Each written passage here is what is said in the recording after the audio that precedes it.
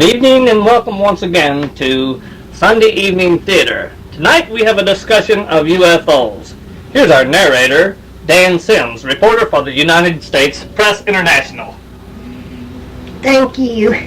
We're here with a panel of scientific experts who are equipped with actual eyewitness accounts of UFOs. These accounts were judged worthy by our panel of discussion. Our first panelist and guest is the distinguished Dr. Hugo Napier. Dr. Napier? Thank you. Until now, the subject of flying saucers has been associated with kooks and oddballs. Still, persistent sightings by responsible individuals has caused the Air Force and the other scientific community to reevaluate the once skeptical attitude. Now, over a sum of $200 has been allocated for a thorough, comprehensive study of the phenomenon. The question is there anything out there? And if so, do they have ray guns?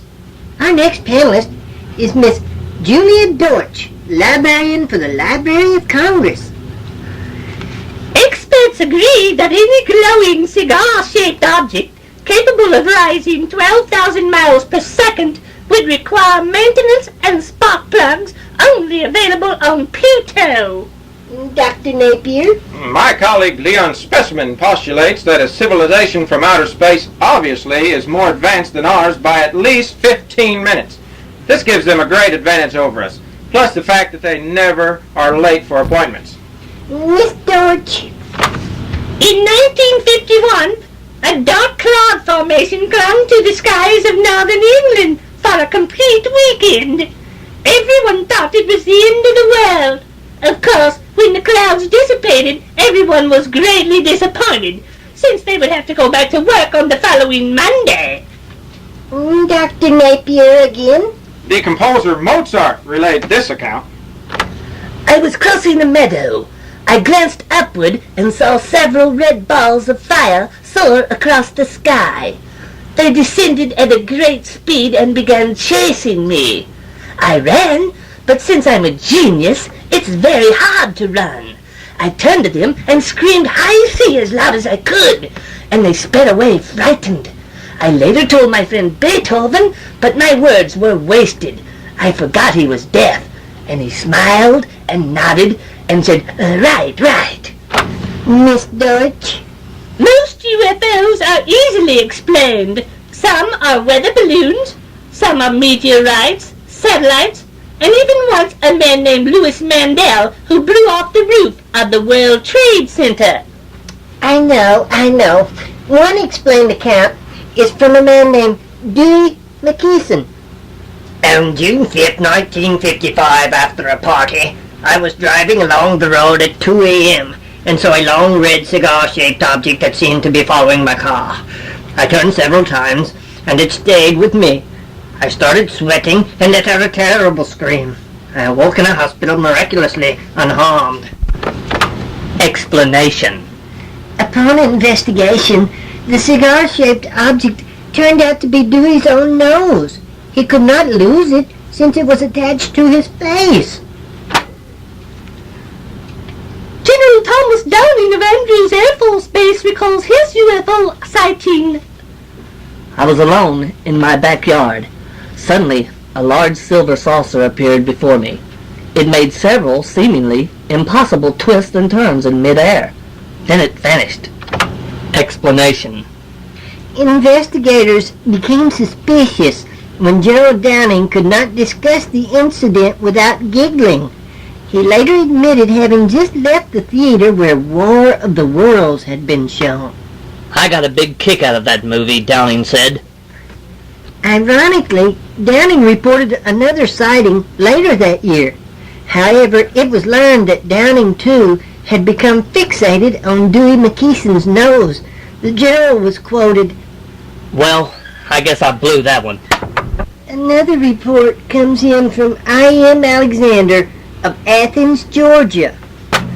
Well, I'm an experienced pilot and I own my own Cessna Bullhawk 2X3. I was down there in Amarillo, Texas, bombing some people that I don't wholly agree with on religious grounds. Another aircraft pulled alongside of me.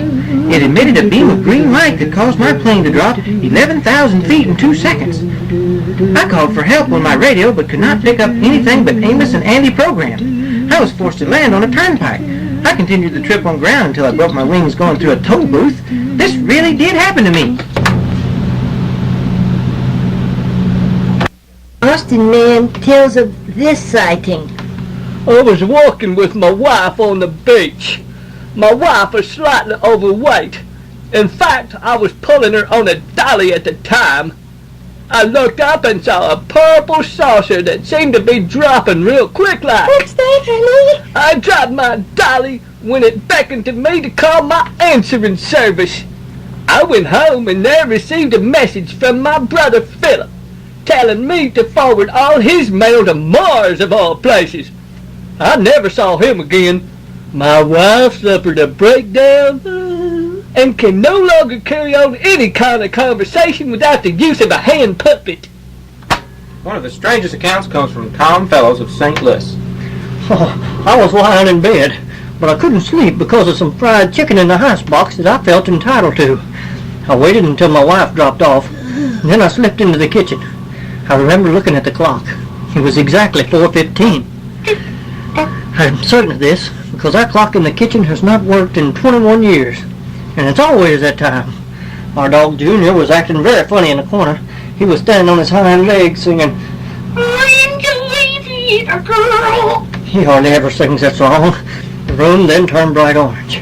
At first, I thought my wife had caught me eating between meals and set fire to the house. I looked outside, and I saw a long cigar-shaped object hovering over our backyard. I stayed right on that very spot, for several hours, though our clock still said 4:15, so it was hard to say how long I was actually there. Finally, a large mechanical claw reached through the kitchen window and snatched the 2 pieces of chicken I was holding. The claw quickly retreated, and the spaceship fled away. Get out here, we got the chicken. I reported the incident to the Air Force, and they told me what I had actually seen was a flock of birds. I protested, and finally, Colonel James Sanders of the chicken fame promised I would get my chicken back.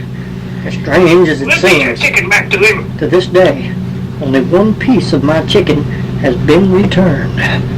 If you have a UFO report, send it to this radio station. The end. Or is it?